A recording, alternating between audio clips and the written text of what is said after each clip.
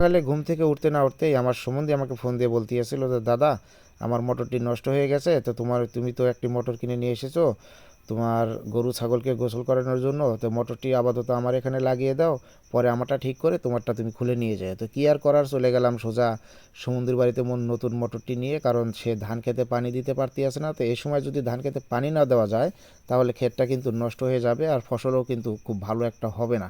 তো বন্ধুরা, ভিডিওটি অবশ্যই লাইক দিবেন, কমেন্ট করবেন, আর যারা এখনও পেজটি ফলো করেননি অবশ্যই পেজটি ফলো করে দিবেন। তো এই যে দেখুন মোটরটি আমি সম্পূর্ণ ফিটিং করে লাগিয়ে চেক করে এখন ওখানে জয়েন্টের ওখানে টিউব বেঁধে দিচ্ছিলাম যাতে লিক না করে। তো এই যে টিউব বাঁধা শেষ করে একটা পলি দিয়ে আবারও ভালো করে পেঁচিয়ে দিচ্ছিলাম, কারণ লিক যদি করে তাহলে কিন্তু পানি খুব একটা ভালো উঠবে না। তো তারটি জয়েন দিয়ে দিচ্ছিলাম, দিয়ে আমি কিন্তু মোটরটি চেক দিয়ে একদম পানি তুলে দিয়ে তারপরে যাবো। তো এই যে দেখুন পানি কিন্তু উঠে গেছে। বন্ধুরা সবাই ভালো থাকবেন, সুস্থ থাকবেন, খোদা হাফেজ।